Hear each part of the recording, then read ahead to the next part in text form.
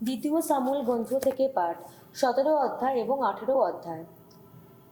আহিথোপেল এবার আবসালোমকে বললেন, আপনি অনুমতি দেন তো, আমি 12,000 লোক বেছে নিয়ে আজই রাতের বেলা দাউদের পিছু পিছু তাড়া করব।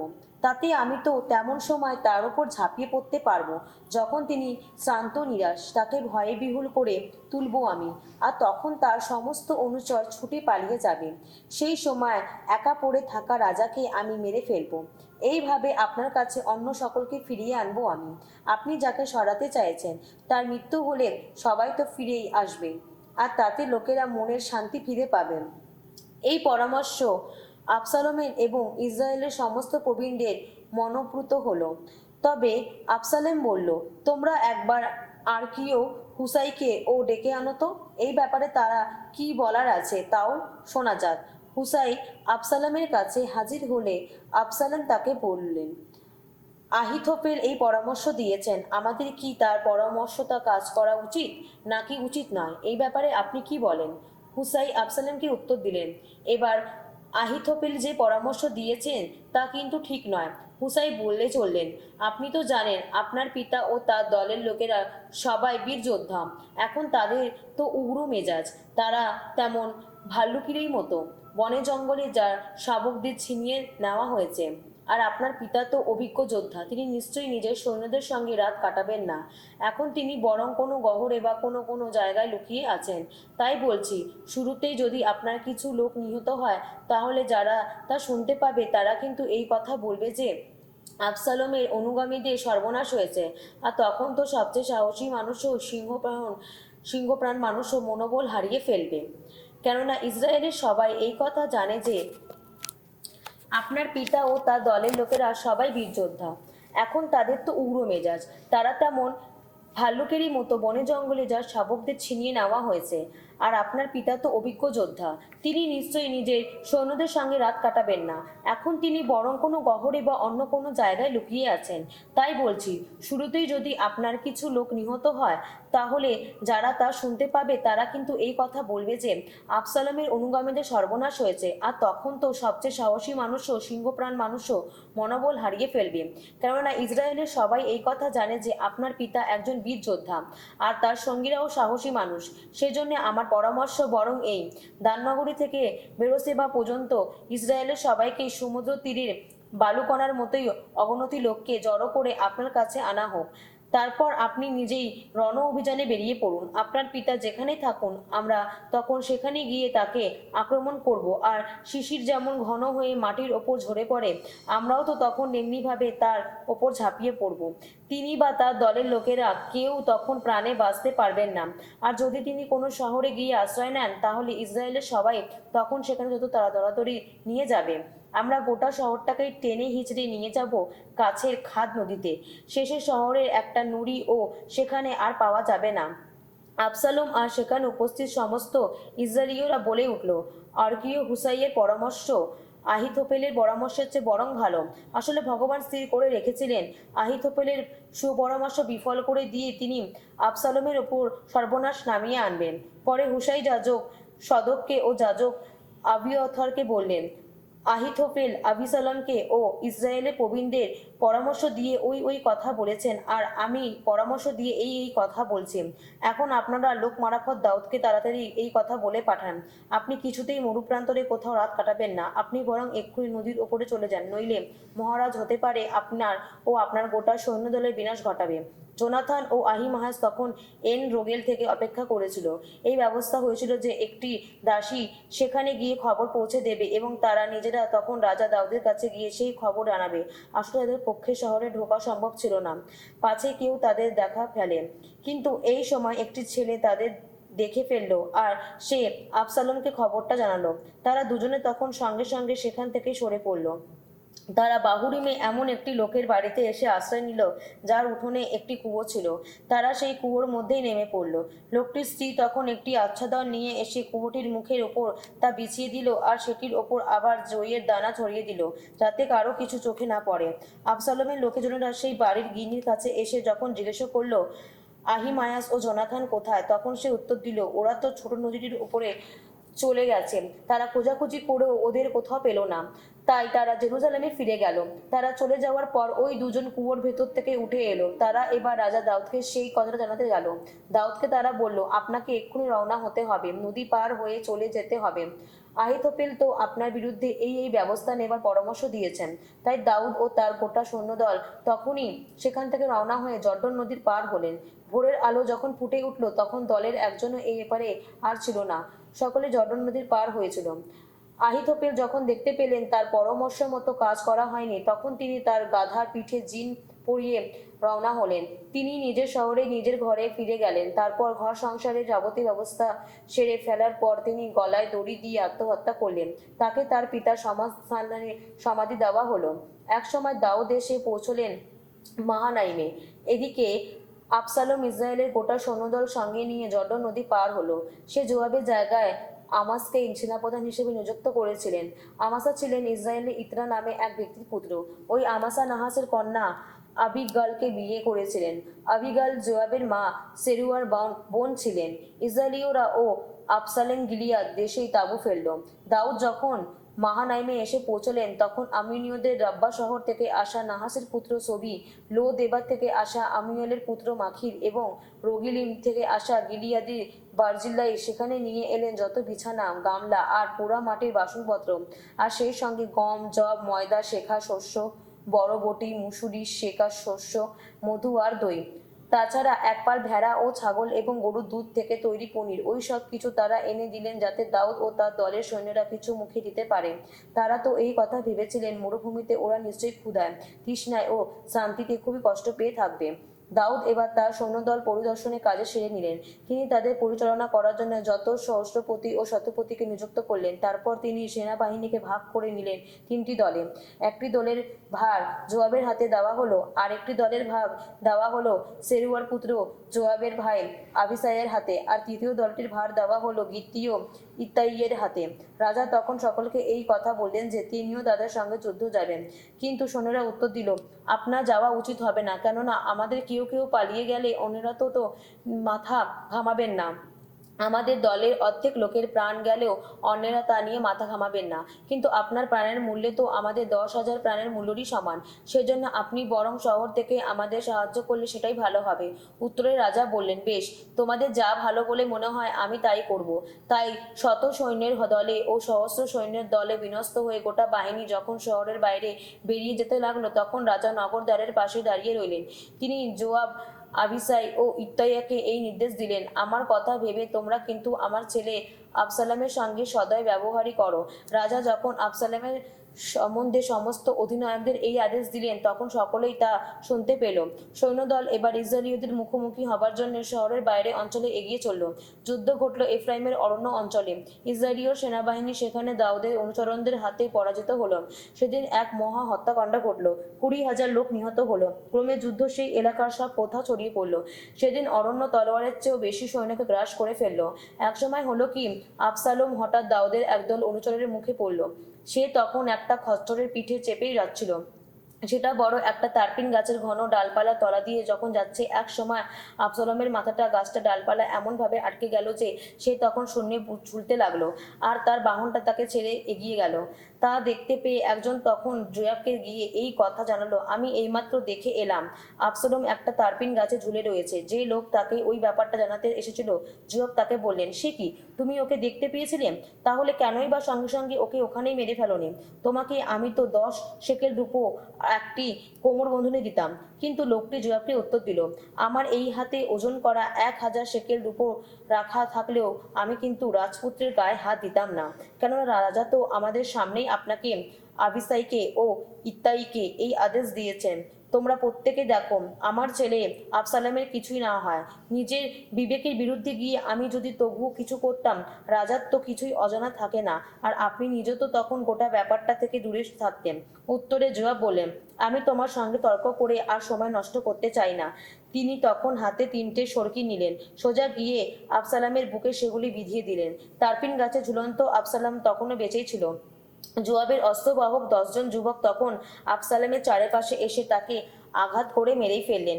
এবার জোয়াব বিষান্ন বাজালেন, তাতে সৈন্যদল ইসরায়েলীয়দের পিছু পিছু তারা করা বন্ধ করলো। যোয়াব সৈন্যদলে আর যুদ্ধ করতে দিলেন না। আবসালোমের মৃতদেহটি নিয়ে এসে তারা সেখানে অরণ্যের মাঝখানে খোঁড়া একটা গভীর গর্তে তা ফেলে দিল। তারপর অনেক পাথর জড়ো করে এনে তারা মৃতদেহটির ওপর একটা বড় ঢিবি গড়ে তুলল। এক ফাঁকে সমস্ত ইসরায়েলীয়রা যে যার ঘরে পালিয়ে গেল। বেঁচে থাকতেই আবসালোম রাজ উপত্যকার নিজের জন্য একটি স্মৃতিস্তম্ভ গেঁথে তোলার ব্যবস্থা করেছিল, কেননা সে মনে করেছিল আমার তো কোনো পুত্রই নেই, যে আমার নাম বাঁচিয়ে রাখবে। সে এই স্তম্ভটিকে নিজের নামেই দিয়েছিল, তাই এখনো সেটিকে আবসালোমের স্মৃতিস্তম্ভ বলা হয়। সাধকের পুত্র আহিমায়াস একসময় বলল, আপনি অনুমতি দিন, আমি দৌড়ে গিয়ে রাজার কাছে এই খবরটি জানাবো যে ভগবান সুবিচার করে তাকে তার শত্রুদের হাত থেকে উদ্ধার করেছেন। কিন্তু যোয়াব তাকে বললেন, না, আজকের খবর জানাতে তোমারই যাওয়া চলবে না, অন্য কোনো দিন বরং খবর জানাতে যাবে। আজ কিন্তু তোমার কোনো কিছু জানানো চলবে না, রাজপুত্র তো মারাই গেছে। যোয়াব তখন একজন কুশীয়কে বললেন, তুমি এখন যাও, যা দেখলে রাজাকে তাই জানাও। কুশীয় লোকটি যোয়াবের সামনে গড় হয়ে প্রণাম জানালো। তারপর সে তাড়াতাড়ি রওনা হলো। কিন্তু সাধকের পুত্র আহিমায়াস তখন যোয়াবকে আবার বলল, যাই ঘটুক না কেন, অনুমতি দিন, আমিও ওই কুশীয়ের পেছনে দৌড়ে যাব। যোয়াব উত্তর দিলেন, না বৎস, ওখানে দৌড়ে গিয়ে কি লাভ, জানাবার মতো ওরা ভালো খবর তো নেই। কিন্তু সে বলল, যাই ঘটুক না কেন, দৌড়েই যেতেই চাই। যোয়াব তখন বললেন, বেশ, তাহলে দৌড়েই যাও। আহিমায়াস সমভূমির পথ দিয়ে দৌড়ে গিয়ে কুশীয় লোকটিকে ছাড়িয়ে এগিয়ে গেল। সেই সময় দাউদ নগরদ্বারের ফটক দুটির মাঝখানে বসেছিলেন। প্রহরী একসময় তোরণ দ্বারের ছাদে উঠে নগর প্রাচীরের কাছে গিয়ে দাঁড়ালো। বাইরের দিকে তাকিয়ে সে দেখতে পেল একটি লোক দৌড়ে আসছে। প্রহরী চিৎকার করে রাজাকে কথাটা জানালো। রাজা বললেন, সে যদি একা হয় তাহলে নিশ্চয়ই কোনো সুখবর আনছে। ওই লোকটি বেশ কাছেই এগিয়ে এসেছে। এক সময় প্রহরী দেখতে পেল আর একজন দৌড়ে আসছে। সে তখন চিৎকার করে নগরদ্বারীকে জানালো, ওই আর একজন একা দৌড়ে আসছে। রাজা বললেন, সেও নিশ্চয়ই কোনো সুখবর আনছে। প্রহরী এবার বলল, প্রথম লোকটির দৌড়ের ধরন দেখে মনে হয় সাধকের ছেড়ে আহিমায়াসেরই দৌড়ের ধরন। রাজা এবার বললেন, ও তো ভালো লোক, নিশ্চয়ই ভালো খবরই নিয়ে আসছে। আহিমায়াস জোর গলায় রাজাকে শুনিয়ে বলল, সব ঠিক আছে। তারপর সে এসে রাজার সামনে মাটির ওপর উপুর হয়ে পরিণত হলো। সে বলল, ধন্য ধন্য আপনার ঈশ্বর ভগবান, প্রভু মহারাজ, যারা আপনার বিরুদ্ধে বিদ্রোহের হাত তুলেছেন তিনি আপনার কবলে তাদের সঁপে দিয়েছেন। রাজা জিজ্ঞাসা করলেন, আমার ছেলে আবসালোম কুশলে আছো তো? উত্তরে আহিমাস বলল, মহারাজ, আপনার সেবক যোয়াব যে সময় আপনার সেবক আমাকে এখানে পাঠাচ্ছিলেন, সেই সময় আমি দেখতে পেলাম এক জায়গায় বহু লোকের ভিড়, কিন্তু ব্যাপারটা কি তা আমি বুঝতে পারলাম না। রাজা তখন বললেন, এক পাশে সরে দাঁড়াও, ওখানে গিয়ে দাঁড়াও। সে এক পাশে সরে গিয়ে দাঁড়ালো। এবার সেখানে এসে পৌঁছলো সেই কুশী লোকটি। সে এসে বলল, আমার প্রভু মহারাজের জন্য সুখবর আছে। আপনার বিরুদ্ধে যারা রুখে দাঁড়িয়েছিলেন, ভগবান আজ সুবিচার করে তাদের হাত থেকে আপনাকে উদ্ধার করেছেন। রাজা তখন কুশীয় লোকটিকে জিজ্ঞাসা করলেন, আমার ছেলে আবসালোম কুশলে আছে তো? লোকটি উত্তর দিল, আমার প্রভু মহারাজের শত্রু যারা এবং যারা আপনার অনিষ্ট করতে আপনার বিরুদ্ধে রুখে দাঁড়ায়, তাদের সকলেরই যেন ওই ছেলেটির মতোই দশা হয়।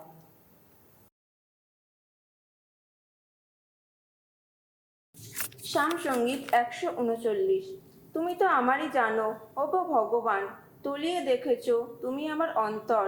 তুমি কখন যে উঠি, কখন যে বসি, তুমি তো সবই জানো। আমার মনের কথা দূর থেকে বুঝে ফেলো তুমি।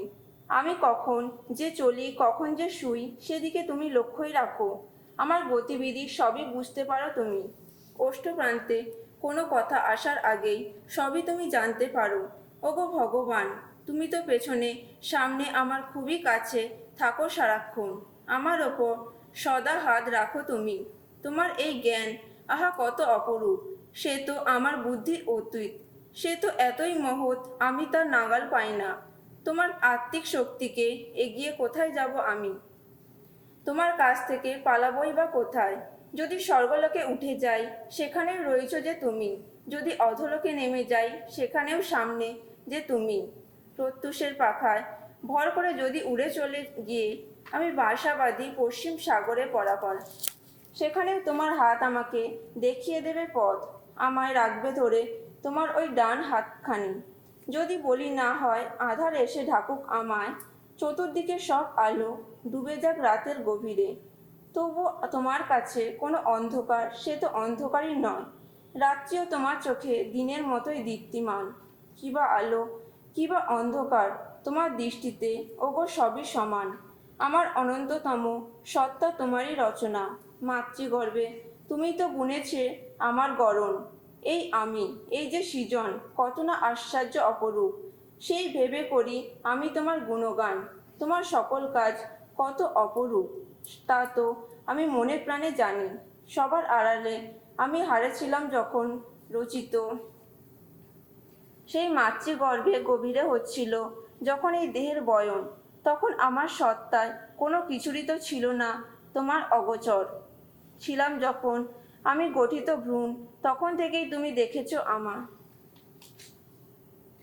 আমার আয়ু, প্রতিদিনের কাহিনী, সব কিছু কেমন হবে তারই কাহিনী তোমার আপন গ্রন্থে তখন থেকেই লেখা ছিল। যদিও হয়নি শুরু আমার জীবনে একটিও দিন, তোমার চিন্তা ভাবনা হে ঈশ্বর বড়ই দুর্গেয়, সংখ্যাতেও কত আগমন। যদি শুনে দেখতাম বালুকা কণার চেয়ে শেষে হার মেনে যেত। শুনতেই পারতাম যদি, তবুও তো দেখতাম তখনও সামনে সেই তুমি। হে ঈশ্বর, দুর্জনে তুমি যদি ঘটাতে বিনাশ, ওই যত নরহত্যা যদি দূরে সরে যেত, আহা ভালোই হতো। ওরা তো লোক ঠকাতেই তোমার কথা বলে, ওই তোমার শত্রুরা নষ্টামি করতেই মুখে আনে তোমার নাম। ওগো ভগবান, তোমাকে ঘৃণা করে যারা, আমিও কি তাদের ঘৃণা করব না? তোমার বিরুদ্ধে যারা রুখেই দাঁড়ায়, বিষ চোখে তাদের কি দেখাবো না আমি? আমি তো তাদের ঘৃণা করি, অতি ঘৃণাই করি আমি। আমি তো নিজেরই শত্রু বলে গণ্য করি তাদের। হে ঈশ্বর, তলিয়ে খুঁটিয়ে দেখে নাও, জেনে নাও আমার অন্তর, আমার বাঁচিয়ে নাও, আমার চিন্তা ভাবনা জেনে নাও তুমি। দেখো আমি কুপথে চলি কিনা, আমাকে শাশ্বত পথে ওগো সঙ্গে নিয়ে যাও।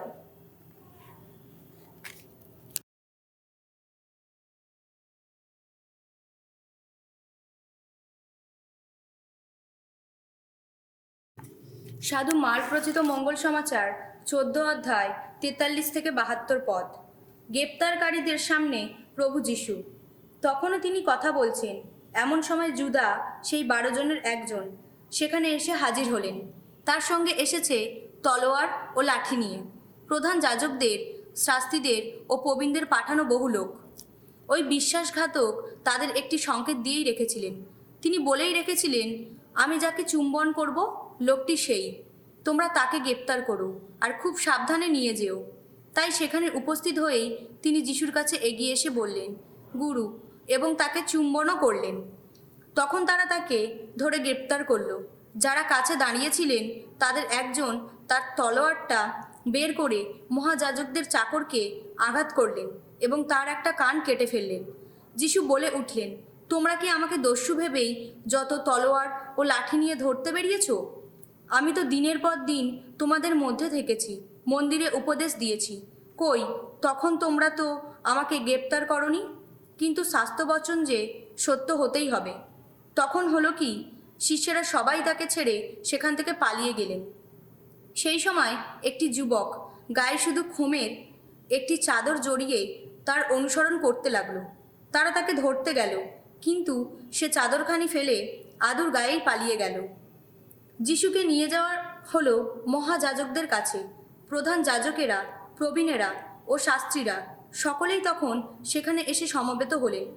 এদিকে পিতর বেশ খানিকটা দূরত্ব রেখে যিশুর পিছু পিছু এসেছিলেন। মহাযাজকের প্রাসাদ প্রাঙ্গণের ভেতর পর্যন্তই এসেছিলেন। সেখানে তিনি প্রহরীদের সঙ্গে বসে বসে আগুন পোহাতে লাগলেন। প্রধান যাজকেরা ও মহাসভার সকলেই তখন যিশুর বিরুদ্ধে এমন একটা সাক্ষ্য খুঁজছিলেন যার জোরে তাকে মৃত্যুদণ্ডে দণ্ডিত করা যায়, কিন্তু তেমন কোনো সাক্ষ্য তারা পাচ্ছিলেন না। অনেকে অবশ্য তার বিরুদ্ধে মিথ্যা সাক্ষ্য দিয়েছিল, কিন্তু তাদের ওই সব সাক্ষ্যের মধ্যে ঠিক মিল ছিল না। তখন কয়েকজন উঠে দাঁড়িয়ে তার বিরুদ্ধে এই বলে মিথ্যা সাক্ষ্য দিল, আমরা ওকে এই কথা বলতে শুনেছি, মানুষের হাতে তৈরি এই মন্দির আমি ভেঙে ফেলব, আর 3 দিনের মধ্যেই এমন আরেকটি মন্দির গড়ে তুলব যা মানুষের হাতে তৈরি নয়। কিন্তু এই বিষয়েও তাদের সাক্ষ্য মিলল না। তখন মহাযাজক সকলের সামনে উঠে দাঁড়িয়ে যিশুকে জিজ্ঞেস করলেন, তোমরা কি তাহলে উত্তর দেবার মতো কিছুই নেই? তোমার কি তাহলে উত্তর দেবার মতো কিছুই নেই? এরা তোমার বিরুদ্ধে একই সাক্ষী দিচ্ছে। যিশু কিন্তু চুপ করে রইলেন, কোনো উত্তরই দিলেন না।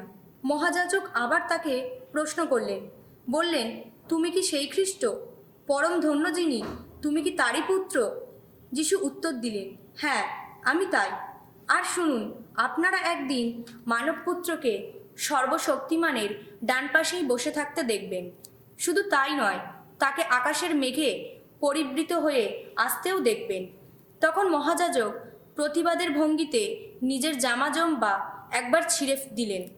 তারপর বলে উঠলেন, এর পরেও কি সাক্ষী সাবুদের কোনো প্রয়োজন আছে? আপনারা নিজেরাই তো ওকে ঈশ্বর নিন্দা করতে শুনলেন। এখন আপনাদের মত কি? তারা সকলে তার বিরুদ্ধে রায় দিলেন যে তিনি মৃত্যুদণ্ড পাবারই যোগ্য। তখন তাদের কেউ কেউ তার গায়ে থুতু দিতে লাগলেন, আবার কেউ কেউ তার মুখ ঢেকে দিয়ে তাকে ঘুষি মেরে বলতে লাগলেন, নাও এবার দিব্যজ্ঞান দেখাও দেখি।